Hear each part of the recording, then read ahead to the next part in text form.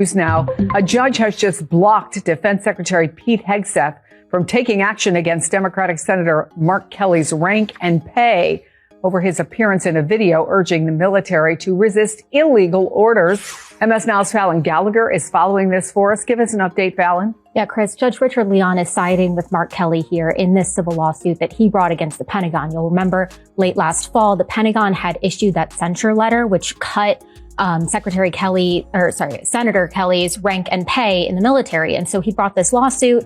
And Judge Leon is saying that Pete Hegseth cannot censure Senator Kelly like that. He has blocked him from doing so and enforcing what that letter had asked. And I want to read from this ruling because I was inside court for oral arguments in this hearing. And it was really interesting because the Pentagon has made this argument that there are limited free speech rights for active duty military members. But Senator Kelly is retired military. And there is no judicial precedent of restricting those First Amendment rights for retired members. And this ruling really hints at it, and this line is so significant. He says, unfortunately, for Secretary Hegseth, no court has ever extended those principles to retired service members, much less a retired service member serving in Congress and exercising oversight responsibility over the military. This court will not be the first to do so. He was extremely skeptical of getting ahead of the Supreme Court and creating some precedent here. But at this point, this judge is siding with Senator Kelly in this civil lawsuit, Chris. And it comes after another judge, or actually it was a grand jury, right, rejected Jeanine Pirro's efforts to indict Kelly and 5 other Democratic lawmakers because of this video. Tell us about that. Yeah, that's right. Earlier this week, a federal grand jury in D.C., the same district where this ruling is coming from, convened and rejected an indictment for Senator Kelly and 5 other sitting lawmakers for their participation in that Refuse Illegal Orders video.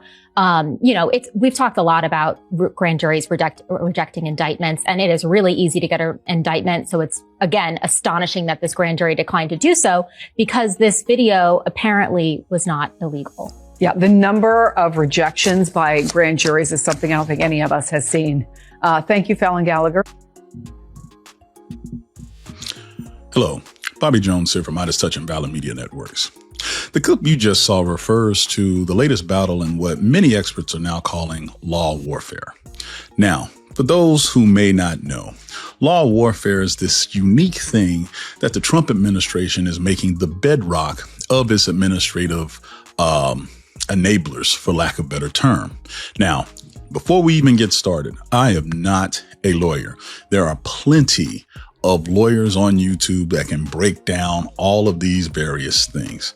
However, I do know a lot about warfare, psychological and the different elements of physical warfare.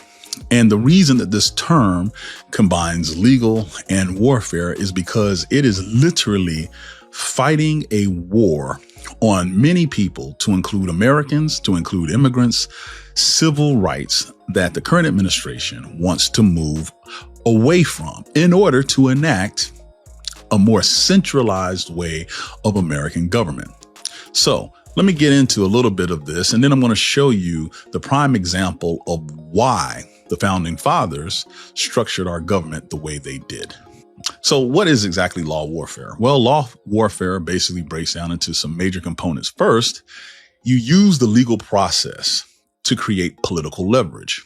What we mean by that is Trump has gone out to various entities, whether we're talking higher education, whether we're talking local state government, whether we're talking businesses, and has gone out of his way to say, we will sue you. My Department of Justice, led by this crazy lady, Pam Bondi, has basically said, if you don't comply to what we want, we are going to come after you through the court systems, through my prosecutors. Now, not only is that unheard of, right? You have many organizations where this has worked because the sheer weight of the federal government coming after a single entity is pretty significant. Just ask the universities that basically bent the knee. Just ask people like, companies like Netflix and Paramount and all these mega companies who want to either acquire another company or do something that will enable them to make more money. All of them have had to pay tribute just because of the threat of legal processing. Then the other piece of this too is where that may